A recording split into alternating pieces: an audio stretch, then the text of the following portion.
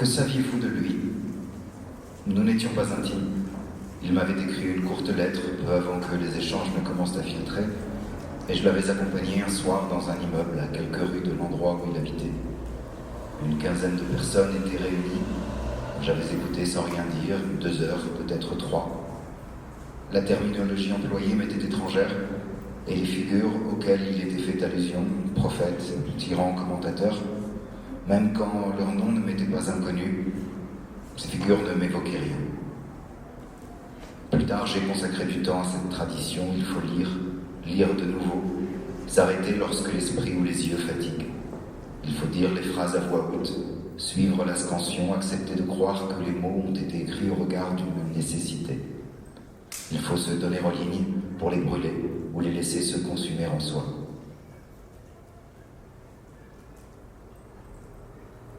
Deux des fenêtres sont entrouvertes. La pièce est petite, claire, occupe l'angle du bâtiment. Arrive l'odeur du sable et des fondations, l'odeur des orangeries. Le voyage s'est fait par bateau. Les marécages, les temples, le centre commercial, une photographie sur chaque mur constitue tout l'ornement. Des classeurs sont posés sur le bureau et des objets, une radio, une cafetière, un ventilateur traînent au sol. Lazare ne se leva pas. La pièce avait sur lui une influence heureuse qu'il attribuait en partie à la blancheur terminale. Ses yeux ne quittaient pas l'horizon. Il fallait se rappeler quel couloir emprunter, au besoin de se tourner vers la rive, autant d'éléments qui sapaient l'urgence par le centre. Quelques voitures passaient le long de la route. La conviction s'imposa à Lazare qu'il fallait aborder chacun de ces moments sans préjugés, les isoler des systèmes explicatifs construits autour d'eux. Il laissa donc les choses se fractionnent. La chair qui enveloppait les os, les marques disséminées sur le corps. Lazare mit un pied devant l'autre, puis il mit un pied devant l'autre.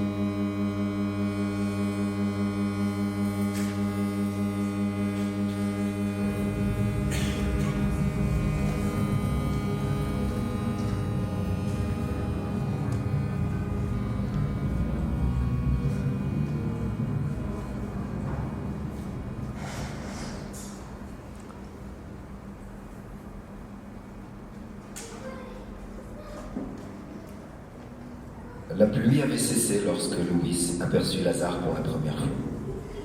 L'orage de la nuit avait fait place à un jour décharné et chacun, en fixant le visage de l'autre, devinait ses propres cernes.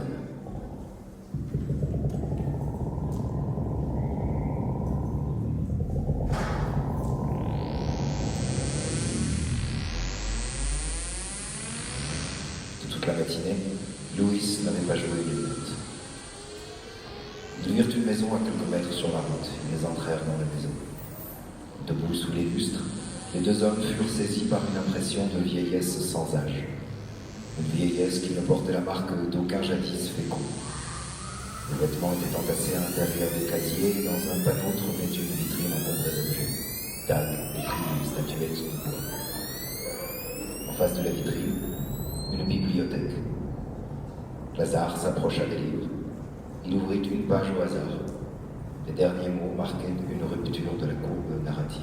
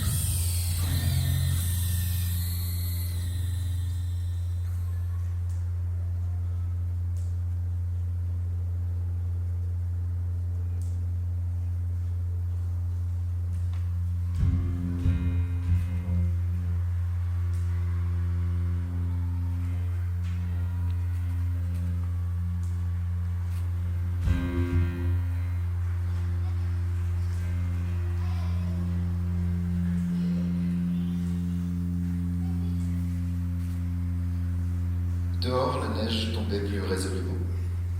Il marchait le long des rues étroites et mal pavées, observait les enseignes qui ornaient les échoppes, les plaques de tôle peintes ouvragées, suspendues à l'extrémité d'une potence.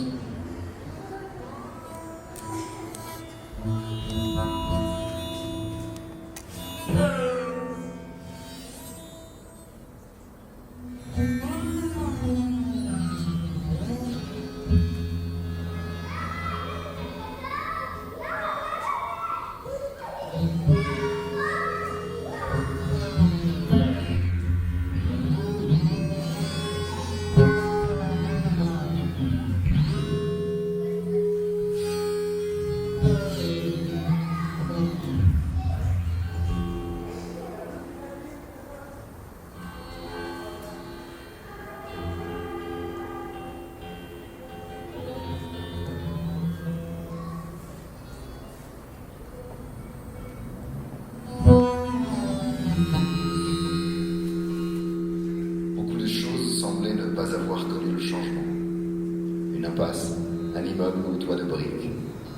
Lazare se rappelait en avoir monté l'escalier, avoir frappé à la porte de l'appartement.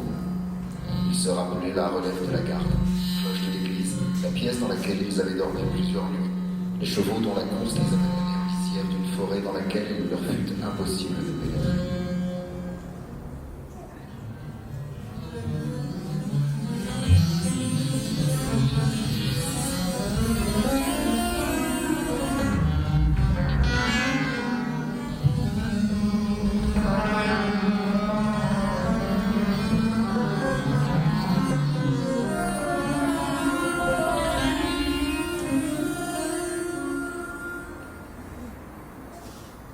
Ils descendirent jusqu'au cœur de la cité. Ils virent les corps mutilés. Une femme calcinée et attachée au coin d'une fenêtre. Ils s'arrêtèrent au milieu du pont et regardèrent autour. Lazare soutenait que chaque chose portait en elle sa propre mesure du temps, et tandis que les larmes roulaient sur ses joues, il articula. Sound that never decays, sound like the symptom of eternal cold turkey.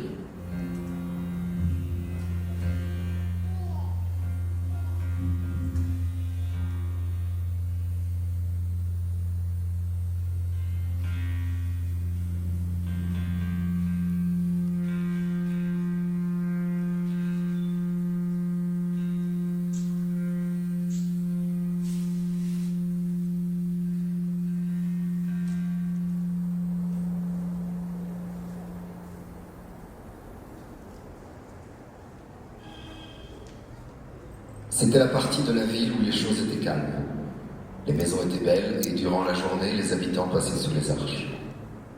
Les rues, cependant, se croisaient, formaient un réseau extrêmement dense.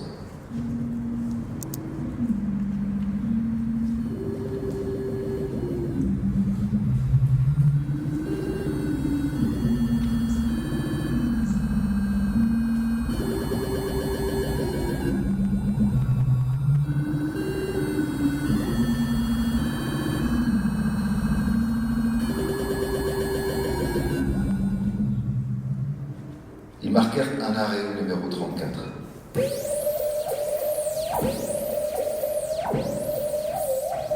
Dans la vitrine, des instruments étaient exposés. Lazare remarqua aussitôt l'Amalias à 8 cordes qui avait appartenu à Turkov, et l'Ursilion sur lequel avait été composé l'ode au poulpe. Le souvenir lui revint de la représentation.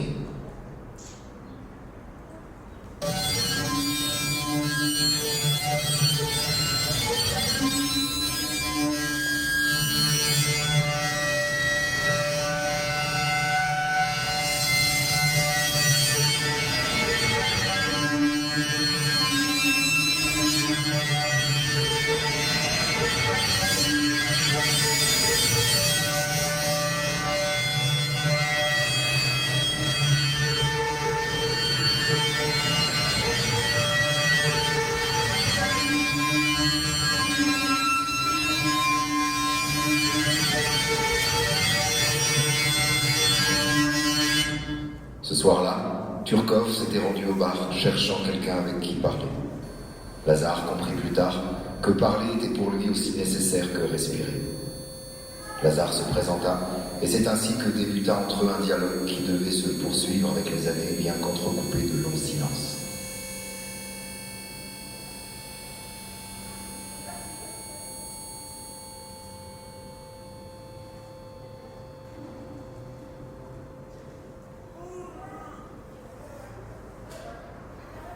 Turkov avait l'habitude de s'installer dans une ville et d'y rester jusqu'à ce que ses ressources soient épuisées. Les chambres qu'il occupait étaient le plus souvent sans attrait, un lit, une table, une fenêtre. Il passait des journées à éclaircir ses connaissances théoriques, à travailler sa pratique et marchant de longues heures.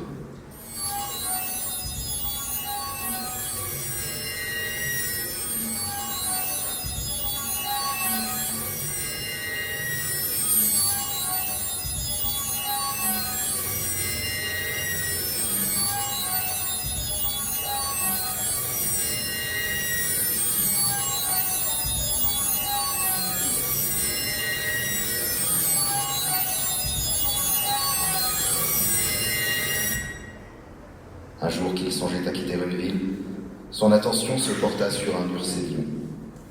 Le vendeur avait conscience de la valeur de l'instrument et son prix était donc assez élevé. Turkov se rendit à plusieurs reprises dans la boutique. Une fois l'instrument en sa possession, sans autre argent que celui nécessaire à un nouvel exode, il changea de continent pour venir s'installer dans la ville où il entama l'écriture de l'Ode.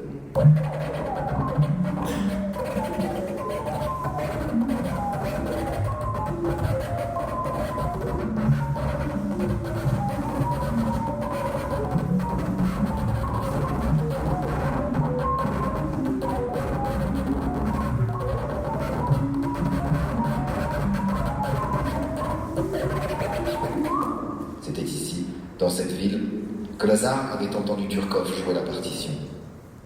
On retrouvait dans l'agencement des lignes les caractéristiques de l'homme que Lazare apprendrait à connaître. Les saillies, les élans, les interrogations formulées de manière parfois abrupte et qui, par leur angularité, disaient avant tout ce que Turkov avait choisi de vivre pour se sentir autorisé à les formuler.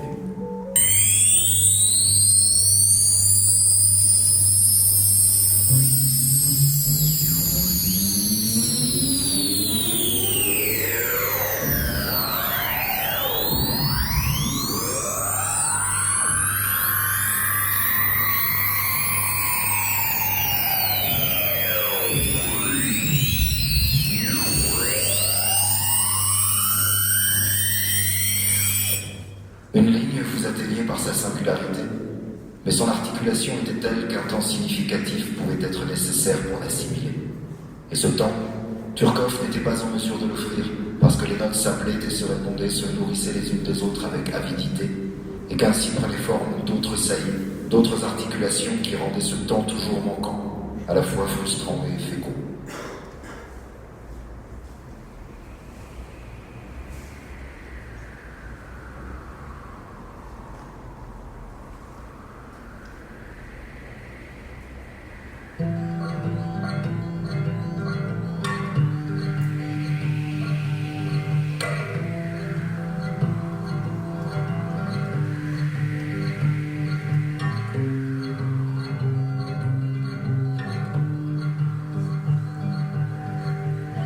Le ciel était bleu clair, ne disait toujours rien, marchait du même pas depuis le matin.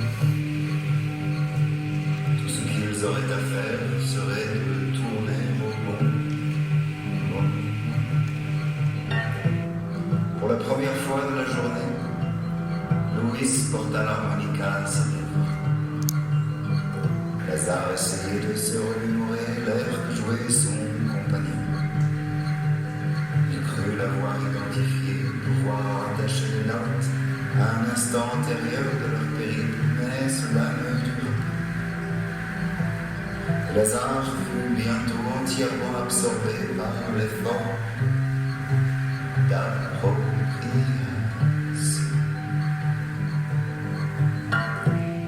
Créer l'oubli. Vivre par l'oubli. Il se concentrait sur les lignes qui avaient désormais perdu toute familiarité. lui rappelait aucun jour, ni aucune parole.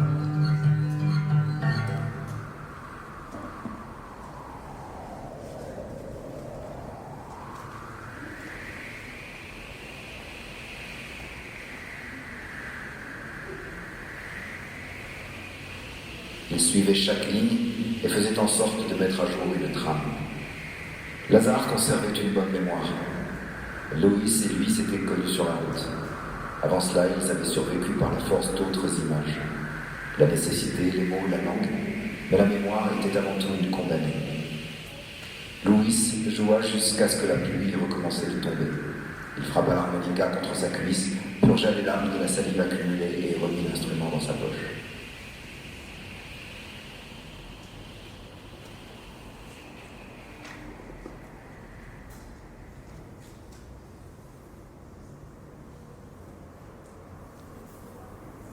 Ils restèrent quelques minutes sous le ciel noir.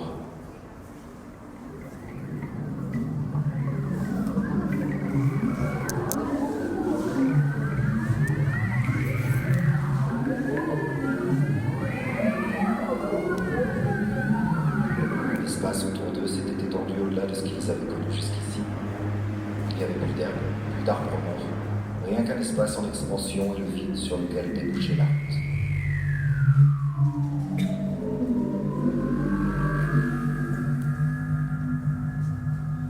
Aussi loin qu'il portait le regard, il distinguait un espace qui, de manière affirmative, dans tous les traits qui le façonnaient, n'était rien. Les manifestations d'un désordre organique.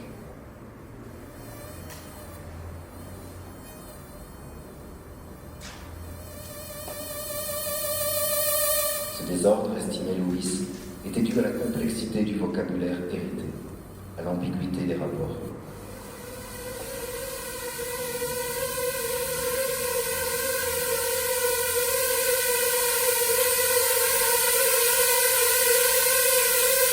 Pour le dire autrement, ce tas de merde était caractérisé par le mot progrès. Son activité consistait à construire une structure de plus en plus compliquée, et la clarté ne faisait que servir une telle fin quand la clarté pour les deux voyageurs était à elle-même une fin propre.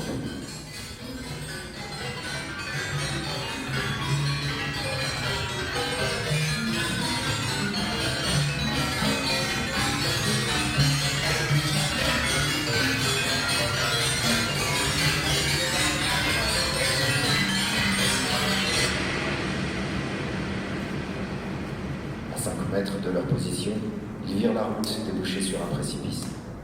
Ils virent les poissons scolopendres qui nagent les parois pour venir ramper sur la poussière rougie.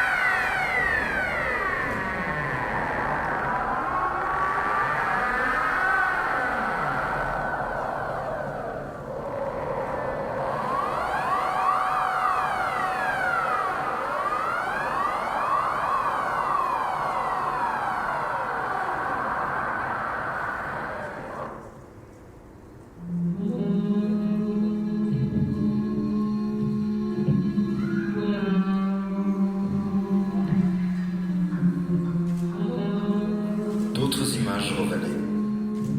Celle d'un temps où Lazare logeait dans des chambres d'hôtel bon marché, communiquées par billets glissés sous les portes. Une des chambres dans lesquelles il s'était installé faisait face à celle de Turkov, dont il était sans nouvelles depuis plusieurs années. Son apparence physique avait considérablement changé. Les mains de Turkov en particulier n'étaient pas seulement couvertes de tatouages, elles étaient décharnées. L'homme que Lazare avait eu la surprise de retrouver dans cette pension d'une ville portuaire n'était plus le compositeur encore juvénile rencontré au Wintergarten.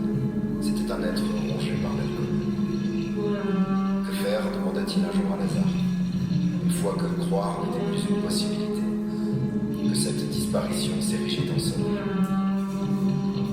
Turkov, bien avant ses journées dans la ville portuaire, regrettait le manque de rigueur qui l'aurait conduit au silence.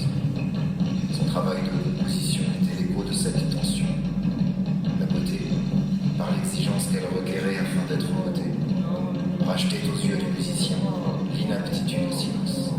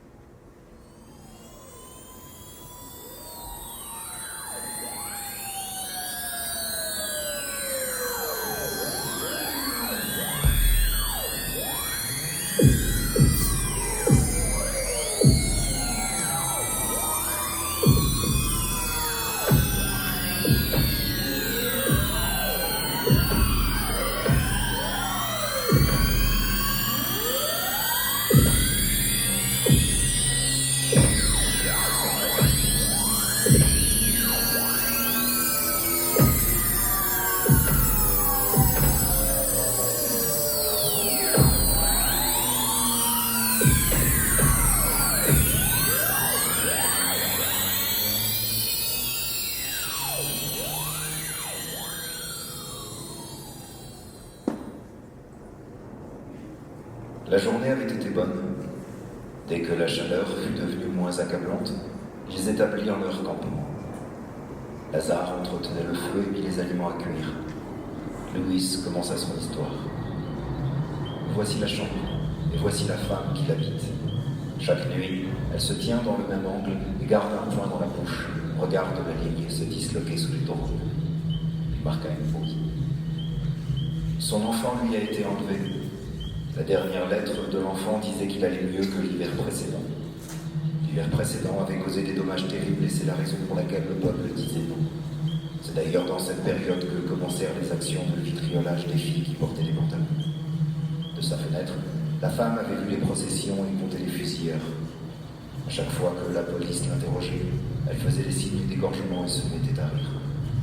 Au terme du processus, l'eau était devenue plus pâle que le caoutchouc et il fut possible à la femme de sonder le bol. Elle espérait comprendre la douleur du refus. Lazare avait écouté l'histoire avec attention. Il but une gorgée de vin. La journée avait permis d'avancer de manière satisfaisante. L'air était doux et ils avaient apprécié leur repas. Louis fut le premier à s'endormir. Lazare tournait autour du feu sans regretter les champs. Les montagnes à l'ouest étaient une direction raisonnable. Il traça une carte à quelques mètres du feu et marqua d'une croix les chemins possibles. Le nord était aléatoire. Le juif leva les yeux et les montagnes avaient disparu. Il resta un moment sous le ciel et les millions d'étoiles.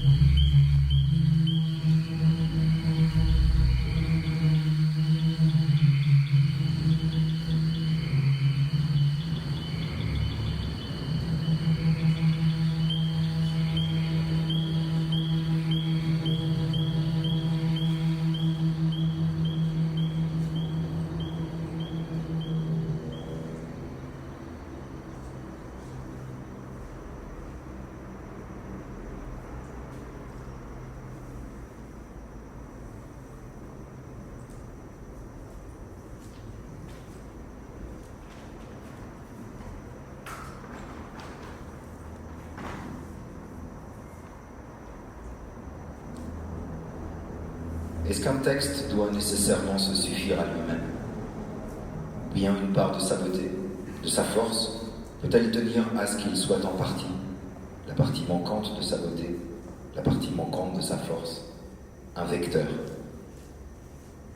Il y a des textes dont toute la grandeur est disponible, contenue dans les mots, elle est manifestée. La part que ces textes laissent aux commentaires et à l'interprétation peut être immense. Il n'en reste pas moins qu'on ne saurait leur imputer une lacune dans la lecture qu'ils offrent d'eux-mêmes. D'autres textes, en revanche, semblent intégrer dès leur genèse une dimension spécifique. Cette dimension, mais il existe sans doute une meilleure manière de l'exprimer, c'est celle de l'appel. Ces textes formulent un appel. Ils ne se donnent à lire dans leur forme la plus pleine, la plus féconde. Ils existent, porteurs d'une parole nécessaire, dont la caractéristique est d'être tributaire d'une source de réception qu'ils contribuent à créer, sans certitude d'y parvenir. La beauté des seconds, comme des premiers, ne tient pas à leur caractère ouvert ou résolu. Elle tient à leur beauté, qui est le contraire de la laideur, le contraire du terrorisme.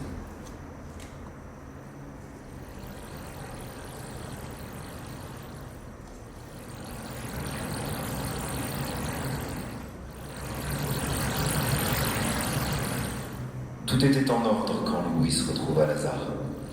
Ils s'engagèrent sur un sentier bordé de lianes. Les parfums qui montaient du carburateur étaient lourds et composites.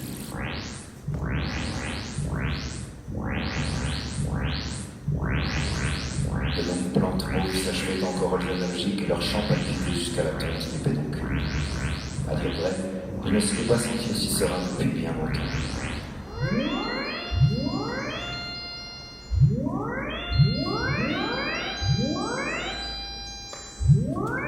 Chacun se consacrait à la résolution de la courbe.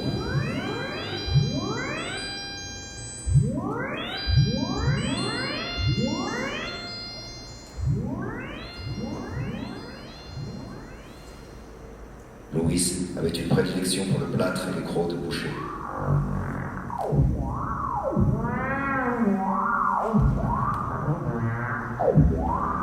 Lazare, lui, organisait le questionnement autour de la négation. Il se disait, la brèche est sur le feu.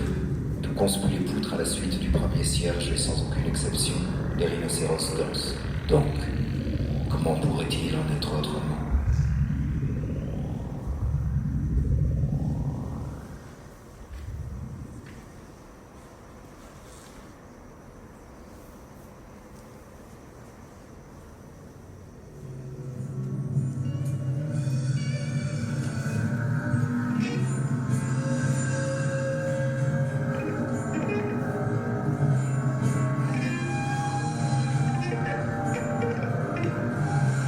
Continuait d'avancer, toujours focalisé sur la courbe et selon un schéma qui n'engageait pas l'autre.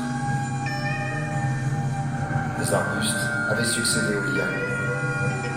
Louis s'amusa à compter les papillons sur la carcasse du deltaplane, mais le ciel tournait de gris et transpirait. De gros oiseaux fuchsia posaient leur bec au milieu du tronc. Lazare éternua. Les dalles sous leurs pieds devenaient plus molles, et le sentier s'enfonçait par crans dans le monde des racines.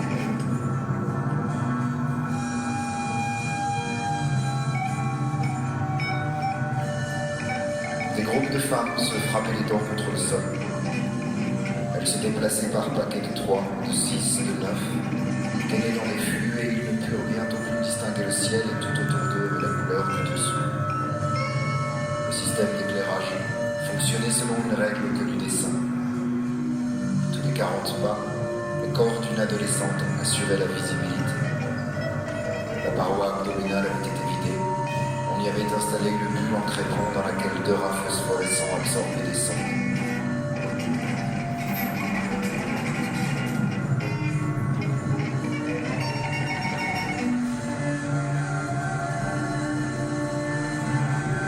Les galeries étaient larges et débouchaient sur d'autres galeries.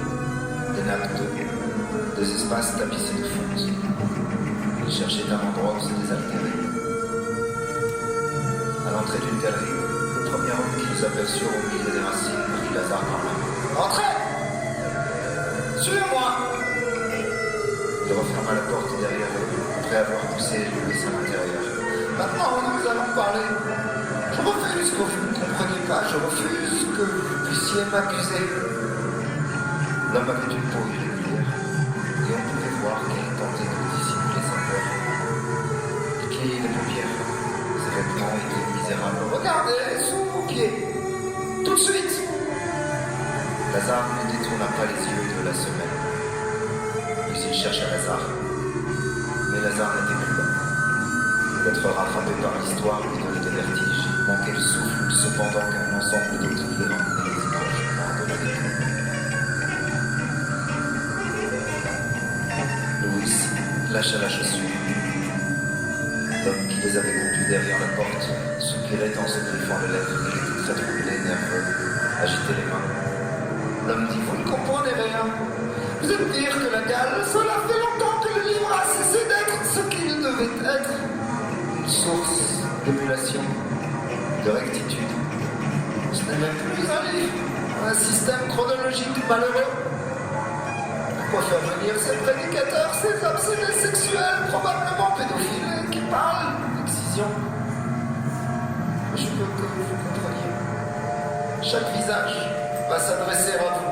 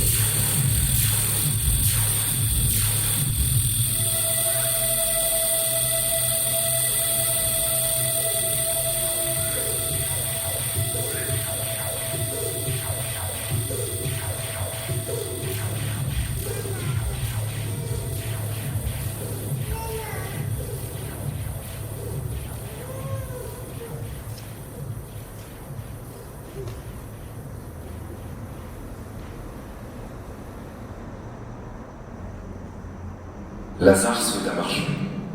La question de l'avenir ne le quittait plus. Peut-être, se dit-il, aucune occasion n'avait-elle été manquée. Il existait une explication profonde au cheminement qui était le leur. Le visage avait peut-être dit la vérité. Ni lui ni Louis n'auraient survécu. Cette pensée, lorsqu'il se baignait dans la mer d'eau, lui permit de terrasser l'anguille et d'être concis avec la baleine. Ainsi qu'il s'y était engagé, Lazare retourna dans la pièce une fois sa promenade terminée. Il les trouva comme il les avait quittés. Il vit d'abord les maisons et les arbres, le clocher, deux silhouettes s'éloignant du village et s'enfonçant dans la clairière, le ciel d'un bleu intérieur terne. La femme et l'enfant suivaient la porte que dessinait le crâne du vieillard, à l'intérieur duquel chaque câble et chaque embouchure s'épumonnaient en entracte de dissolution, trouvait un connecteur et croissait et se multipliait. Après cela, les visages précisèrent que la mort viendrait au terme des mots, et à ce jeu ils donnèrent raison à Louis. Les visages lui tendirent une arme. Il était impossible de distinguer leur corps à cause du manque de lumière. Celui dont les paupières étaient filées d'or exposa son allégorie, et tous ceux qui étaient là comprirent qu'après la pluie viendrait le beau temps.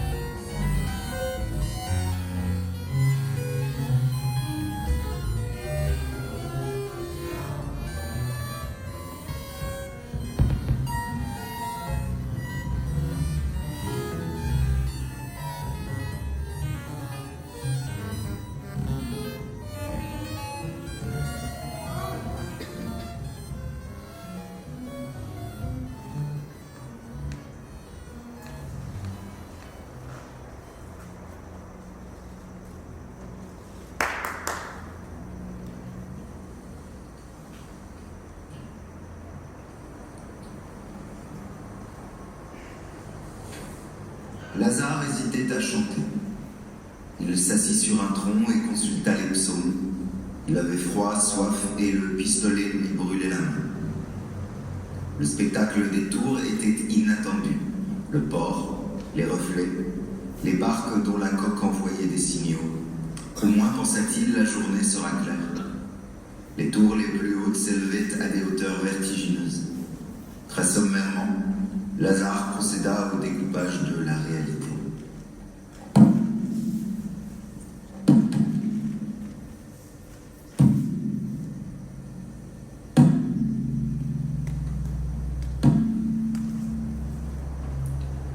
Dans la partie supérieure, un train prenait à son bord les employés et les cols bleus.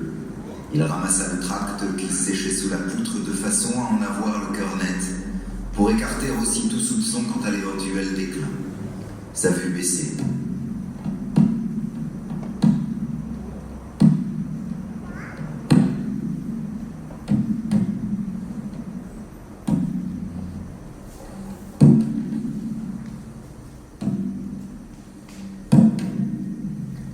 Malgré la mauvaise tenue de l'encre, la partie inférieure se présentait comme un engendrement. Lazare doutait que le même sourd fût à l'origine des deux textes. La distance par rapport aux mots n'apparaissait plus comme une possibilité, mais comme une séparation, un déchirement imposé par la nécessité.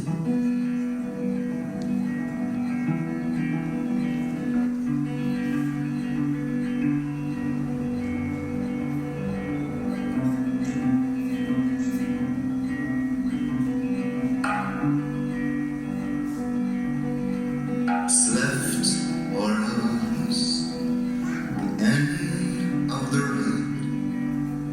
Il roulait vite, traversèrent une forêt. La pluie les prit au dépôt. You figure on some place in the world as we see colored nights. L'homme au volant coupa le contact et ils commencèrent à parler. Le temps leur faisait défaut. On les attendait trop plus tard dans la soirée. L'homme au manteau beige semblait épuisé, laissait parfois une phrase en l'air, avec Louis, sans Louis. Tout autour de lui, la poudre tournoyait. Confronté à l'obstination des lignes, Lazare se résigna aux vertèbres et sa tête structurait les points au rythme d'une épine et c'était une méthode fastidieuse, voyez. Les crosses étaient rendues progressives par l'absence d'horizon. Par prudence, il se rendit à quatre pattes jusqu'à la chaise dans le coin du jardin. Il se couvrit la bouche. La jeune femme, assise à la table, lui tendit une hache et une poignée d'orge. Poli et digne, il était l'opposé du portrait qu'elle en avait.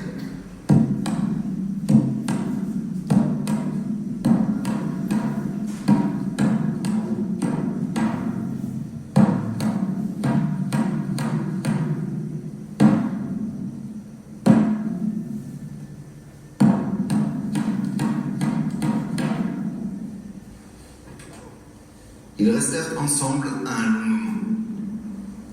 Les dunes périclitèrent, le tour fut à peu près complet. La glotte, les toupes, le poteau télégraphique. Rien n'entravait le mouvement des pales et la calotte céda. Ça n'était pas la somme des choses tues ou celle des marques au front, plutôt l'ordre de croix malmené par de salves. Lazare gardait pour lui la gratitude. Cela se traduisait par le risque de la plus grande incompréhension. Mais la gratitude tenait à ce que le risque demeurât germe, cercle clos, et Lazare faisait son possible pour que la jeune femme l'entendît. La nuit était tombée.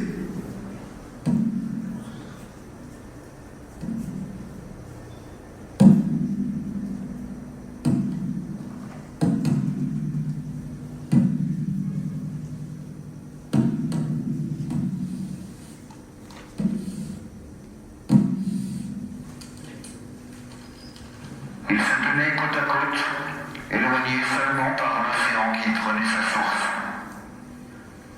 Ils dépassèrent la plateforme et la gare de triage, marquèrent une pause à l'entrée du Parlement, tournèrent finalement le dos à la colonne de Châtaignier.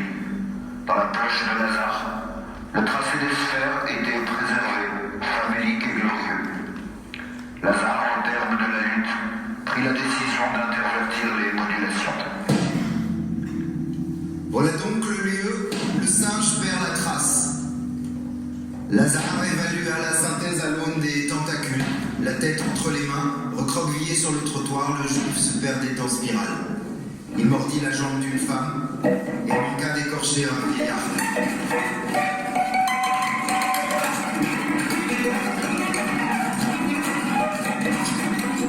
C'était sans doute un mauvais pli, un corps de chasse trop éphémère. La même question revenait. Qu'ai-je fait de la bénédiction ?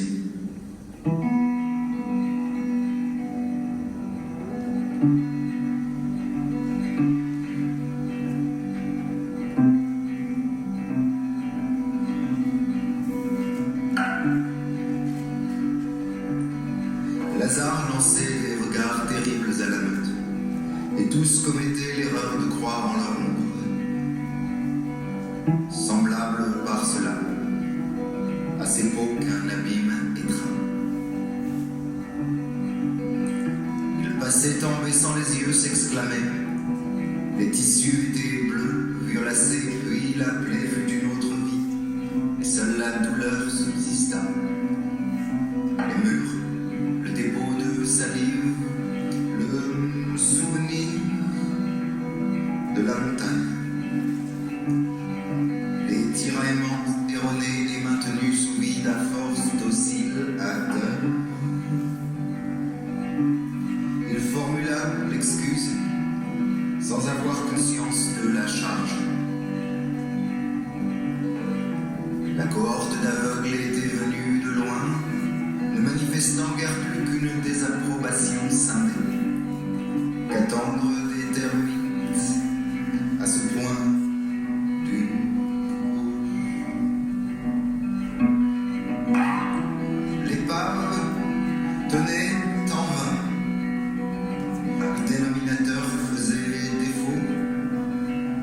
s'élimettant en hyperventilation. Autour de lui, les mutilés avaient à cœur de faire luire les crécelles, moulins, graisses, pichets. Tous chahutaient les têtards à la lumière du bol, passaient les mains dans les cheveux, nouaient les écharpes pour ne pas prendre froid.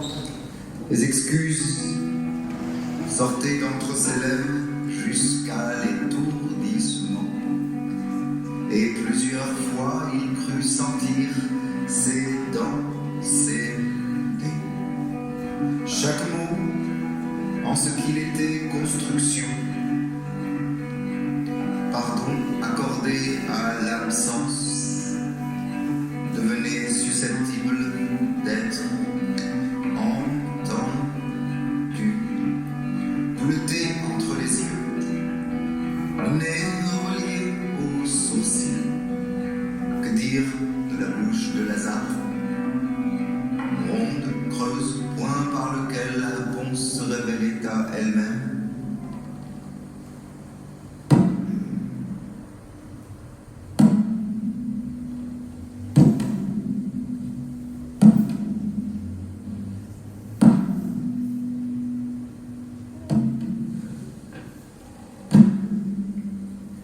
Lazare s'enfonça dans la pupille du singe, percée par les diodes.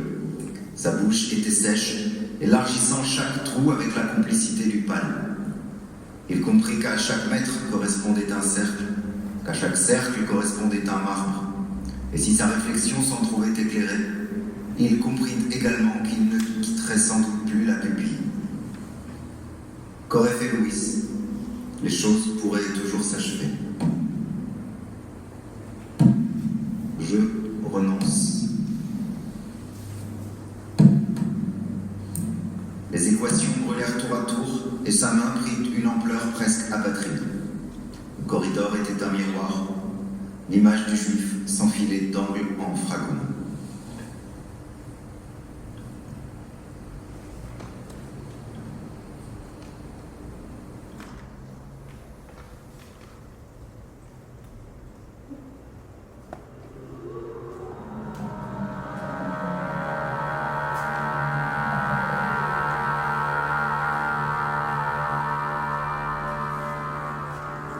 Localiser les basses se fit au dernier mot.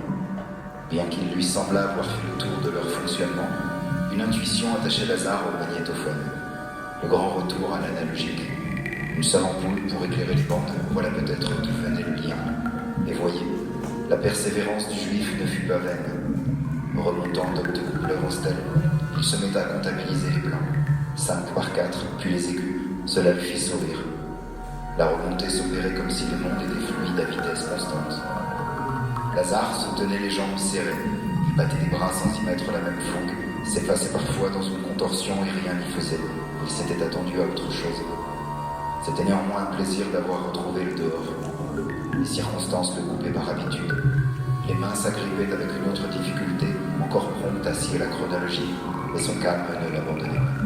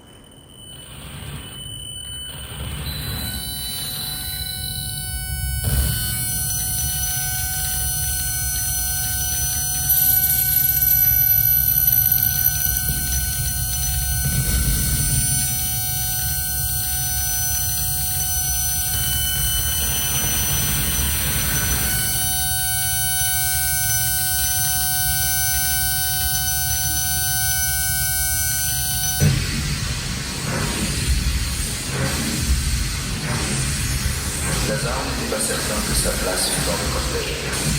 Le vent gagnait en puissance à mesure qu'il se rapprochait et montait le long du schéma incident de l'auto. Le cimetière avait été détruit et transformé en jardin. La synagogue ne serait bientôt qu'un champ brûlé, dont on pouvait encore voir les colonnes et les chapiteaux au feu de la porte.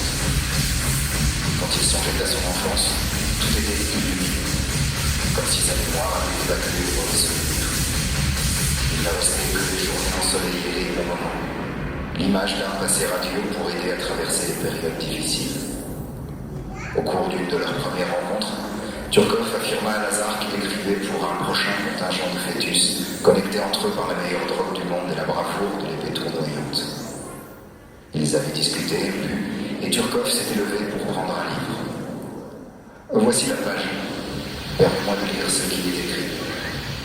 On pourrait dire poétiquement que le premier nom de Dieu, c'est le Dieu des limites. La limite entre sa divinité et son monde. C'est une force gigantesque qui est l'abri du monde. Si cette force ne joue pas, le monde est envahi par l'être absolu. Il est détruit. Alors je crois que dans notre existence, le geste que cela représente, c'est se revenir d'avaler l'autre. Il faut faire attention à cela, au piège du langage. Il avait marqué un silence. À force d'oser aux imbéciles le sentiment de leur imbécilité, à force de faire disparaître le sentiment de honte, on produit quelque chose, une structure, au sein de laquelle la colère devient peu à peu inopérante, incompréhensible, risible dès lors qu'elle adopte les contours de l'exigence. Mais les gens restent à vivre, n'est-ce pas? Ça n'est pas la colère qui fait disparaître.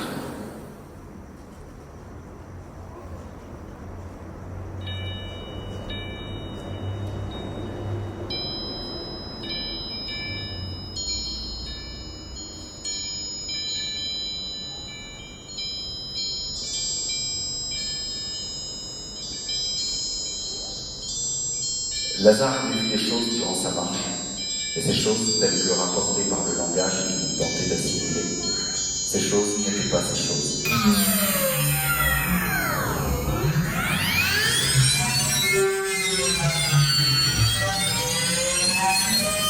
L'ascenseur ne fonctionnait plus lorsqu'il était revenu chez lui, et il avait monté l'escalier à la hâte sans prendre garde à une fenêtre ouverte dont le verre s'incrusta dans sa tête. Sur l'écran, le ministre s'exprimait face à des journalistes.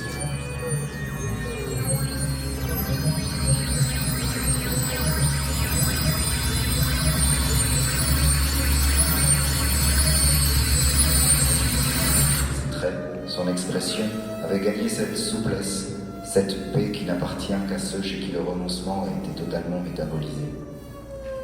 Il faut toujours se garder de scruter le visage d'un homme en ayant fait à l'avance son procès. Lazare songea le meurtre du langage.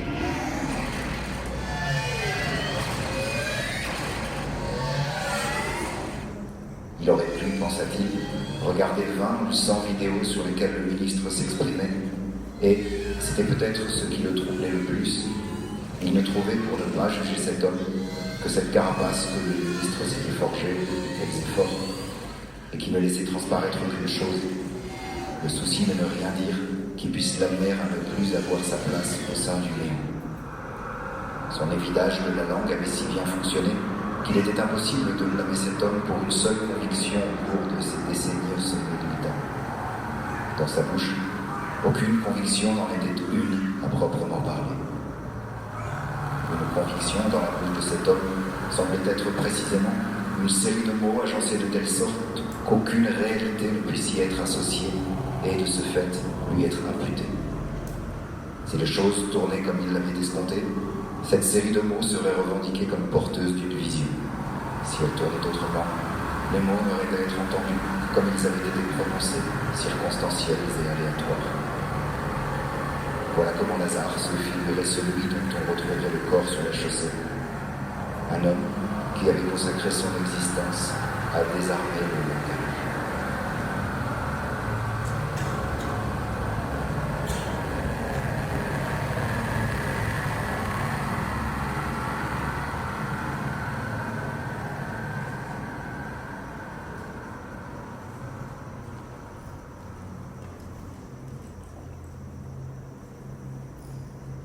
C'était la nuit.